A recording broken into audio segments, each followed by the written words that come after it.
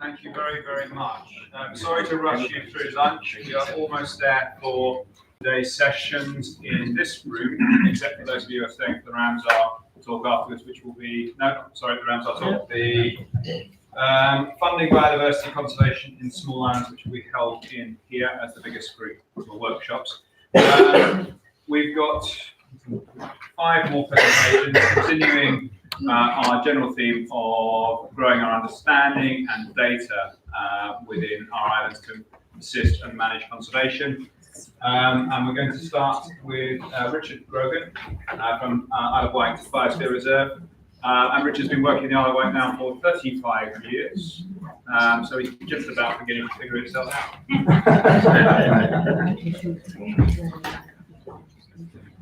Thank you very much. Good afternoon. My name is Richard Grogan. I work for the Isle of Wight AONB, which is an awful title, Area of Outstanding Natural Beauty, which is a protected landscape, one of 44 protected landscapes in the UK. I spoke 2 years ago on SARC about wanting to be a Biosphere Reserve, and you invited me back, so you must still be interested in what I have to say, and so I'm pleased to come and give you an update. So Biosphere Reserves are globally recognised UN designations for biodiversity and culture. So why does a relatively small island off the English coast want to be a biosphere? Well, some of the more politically astute of you may have realised that the British government wants to leave the European Union. The European Union has, for good or ill, provided us with very good legislation, regulation, and the protection of the natural environment on the Isle of Wight. We had a perceived fear what would happen if all that disappeared. So we'll go up one, we'll stop thinking about Europe, start thinking about the world, think globally, act locally. Perhaps we can be designated as a global reserve for our biodiversity. And this is a map of the world, and there are about 700 biospheres across the world to date. Mount Olympus is a biosphere, Lanzarote is a biosphere, and they're global, but lots of people have visited them. Menorca is a biosphere reserve. So lots of people have been to them and have understood what they meant, and we think the Isle of Wight deserves that kind of recognition. There are biospheres in Britain, but there aren't very many of them. There are 2 in England. Brighton here, North Devon. There's one in Wales on the Diffy Peninsula. Isle of Man, who've inspired us a lot. Hello, Isle of Man. The Dumfries and Galloway, and the Westeros up in the north. There are also now some in Ireland. Because we're so small, we allow the Irish to come to our meetings just to make them a bit more happy. They like the Guinness, and so why so? Let's carry on. So, we're a small but dedicated band. We wanted to join this band because of the opportunities we thought that it might provide, particularly about the conservation of biodiversity. So biospheres are quite large umbrella things. They look at the active involvement of the community, achieve sustainable development on the Isle of Wight. We heard yesterday at the talk that sustainable growth, sustainable development, perhaps it's an oxymoron. You shouldn't be using those 2 words together. But development's going to happen, so why not make it as sustainable as we can, rather than just letting it go off on a huge tangent. It unifies approaches, and the bit that I want to talk about today is it's about policy and practical delivery. If you convince the voters that they've got something, that convinces the politicians that they've got something, because if they don't agree with the voters, they won't get their power. And then if you're actually doing stuff on the ground, then that virtuous circle continues. And you have the old Kissinger saying about their hearts and minds will follow if you take them by the. I won't finish that. So, we've got to have some evidence about being a biosphere. You can't just become a biosphere. It's a 57-page form when it's blank. It was 158 pages when we finished with it, and I'm quite convinced that they just weigh it when they come to it. However, the British government has to look at it as well, so it has to be done in quite nice, simple sentences. The Minister for Agriculture read it on the train. So why the Isle of Wight? There are loads of places in Britain, why is the Isle of Wight different? Well, half of the land surface of the Isle of Wight is an area of outstanding natural beauty. It's a nationally designated landscape. We have one special protection area, but it's huge. It's a solent. So there's an island in the Channel. We are not a Channel island, but we are an island in the Channel. There's a big island to the north of us, and there's a few islands to the south of us. But the protection area is the whole of the solent, so that's the big sea gap between the big island and us. We have 5 special areas of conservation that covers a lot of the seabed. We're hearing a lot about the marine. A lot of our seas are protected by the special area of conservation. But also we have some terrestrial ones as well. All those top 3, the middle 2, not the top one, but the next 2 are European designations. So they are instrumental through European legislation. We're on 1 national nature reserve at Newtown, the northwest coast, 41 SSSIs. I'm not quite sure. So they're the government protected designations.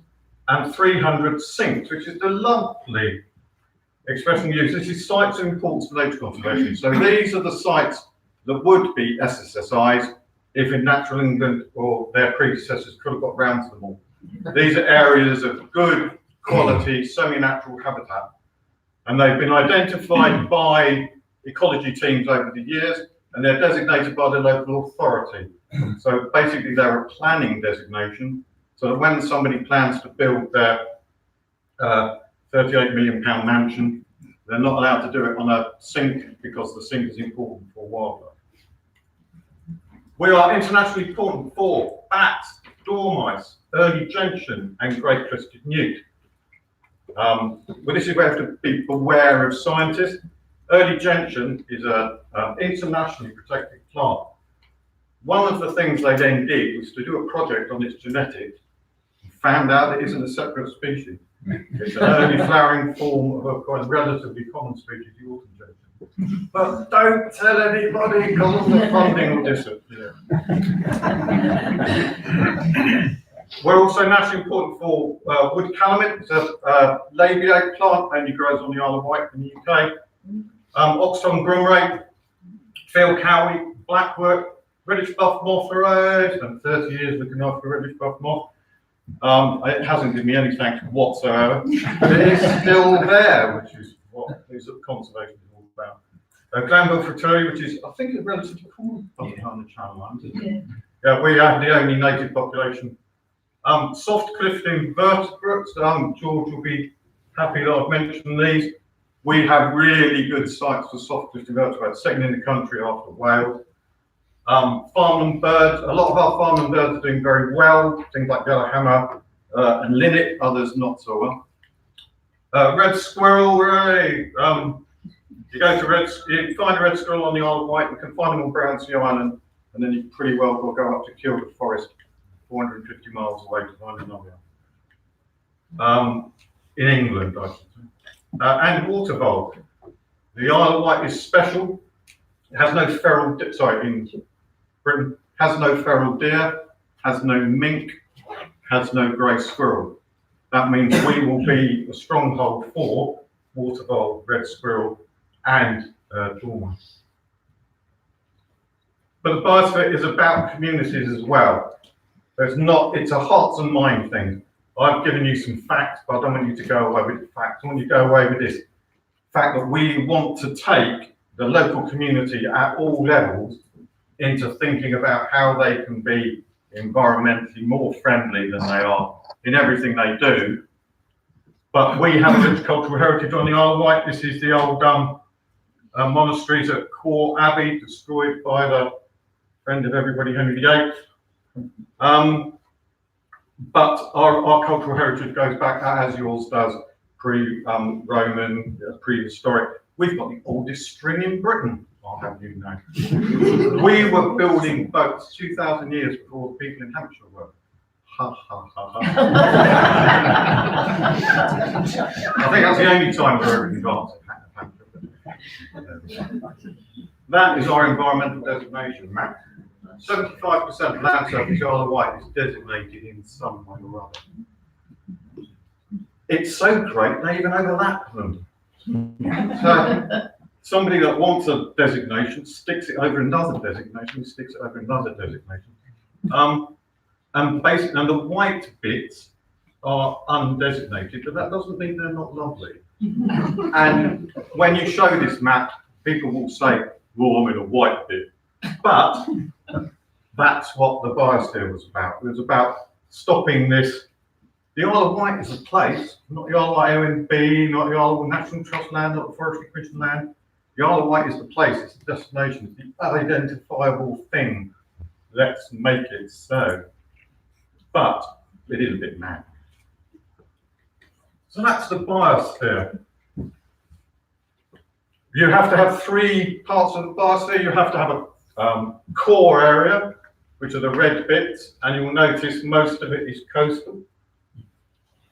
You need a buffer zone, which is the area, so the core area is your prime bits of habitat. These are your seagrass beds, sorry, we're up here. We've talked about seagrass today. Our seagrass is all here. We've got chalk sublittoral reef, we've got sand sublittoral reef, and we've got all kinds of, there are peat beds, sublittoral peat beds out here. It must be an amazing place when we dry it out. The buffer, so in order to look after the great bits, you have to buffer them with the other bits. How ambitious can we be with the buffer? Well, the whole of the Solent is a special protection area for foraging terns. So we could have gone all the way that way and all the way that way.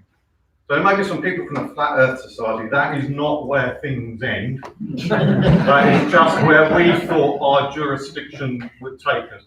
And I think what we drew was where the Hampshire boundary hits the sea, we just drew a straight line.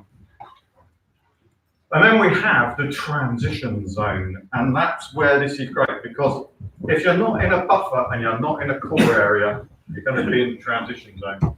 All the urban areas, I call them urban, they're all relatively suburban. Rye, the Bay Area, Newport, Cowes, they're all part of it because it's about culture, it's about how people react to it about as much as its designation. So, and you can paint pretty pictures all day, but it's got to be meaningful. So, what happened? Well, on the 9th day, we put this 158-page block of tree into the UN, well, through the national government. Teresa Coffey, I think it was, already on the train. She ticked it off, big gold star, and finally it went to Europe. And in June this year, we got it. Yay! So we are now a Biosphere, UN, globally recognised as a place where biodiversity and people can work and live together, which in the southeast of England is quite an amazing feat. So what we're going to do now, well, we launched it. We've got a Mardi Gras. Our festival tradition on the Isle of Wight goes back 125 years. We've been having festivals for a very long time, particularly in Rye, but in other places as well. So we decided to use that as our vehicle. We would have the 2019 Mardi Gras Festival celebrate the Biosphere. So we've got all the kids to learn about different plants and animals that are special to the Isle of Wight, and they produced, so they had to learn about it. We had special visits, we sponsored special visits by specialists, so the local Natural History Society, all those NGOs and charities went in and talked about a particular plant or animal. 1,000 children and their parents then took part. So we have 48 schools on the Isle of Wight, more than half of them are primary schools, and they all took part in this event. And we had an audience of around 10,000 people. Oh, forgot to mention, fact, I'll give you a fact. The Isle of Wight is 12 miles north to south and 27 miles east to west. Has 138,000 people living on it, including me and Jamie, and but has 2.5 million visitors a year. So what else can we do? We can talk to farmers. So since designation, we've created the thing called the Countryside Stewardship Facilitation Fund, which is a fund where it allows us to go out and talk to farmers. We have now a cooperative group of 8 farmers called a farmer cluster, and it has 2,000 hectares of the Isle of Wight being cooperatively farmed in an environmentally friendly manner. We've also got the Isle of Wight Catchment Sensitive Farming Scheme, again, funded scheme, and that allows us to go and talk about environmentally friendly farming across the Isle of Wight. Things have been suggested: increase our tree cover for carbon sequestration. So the Forestry Commission and local foresters have come to me and said, where can we plant more trees? We want to look at carbon sequestration. This is since we got the designation in June. We've had the charismatic megafauna brigade come in and talk about bird introductions. Whether you love them or loathe them, what they do is actually mesh things together. So if we're talking about environmentally friendly farming and somebody else wants to fund bird introduction, we bring those two people together. You actually get everything you want. You get the birds, you get the nitrogen reduction, what have you. Bug life, some people know about bug life. They're doing this a beelines project, which will involve us, and we're looking at pollinator project, and we're very keen to follow up with Phil on the pollinator project later on. We talked about road verges. I know road verges on the telly this morning. We've had a workshop on road verges as wildlife corridors and how better they can be managed. We are revising the Biodiversity Action Plan for the Isle of Wight, so building a strategy for nature recovery, and that's the other thing that slightly galls me about the reintroduction is eagles came out of a clear blue sky. There was nowhere in any strategic document that said what we really need is a bunch of 8-foot wide eagles flying down. But what we have done is we've got the Biosphere into the Island Plan document, into the Isle of Wight Corporate Plan, and into the Isle of Wight Council Environment Plan. And that is critical for ongoing. I'll put questions over. I'm not doing questions. But that was the parade. So 1,000 children, 10,000 people watching, and hearts and minds. And I'm very pleased with the result. And thank you for your support. Because we're an island, you're all islands, and we're all islands together. And this, what you are doing and the things you do really help when we're trying to do something like this. So thank you very much indeed.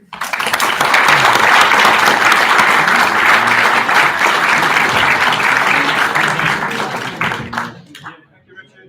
Just to welcome to the stage. Tony has been at our Amphibian Reptile Conservation for almost as long as Richard has been stamping his way around the Isle of Wight. Let's see if I was paying attention to which button to push. Yes.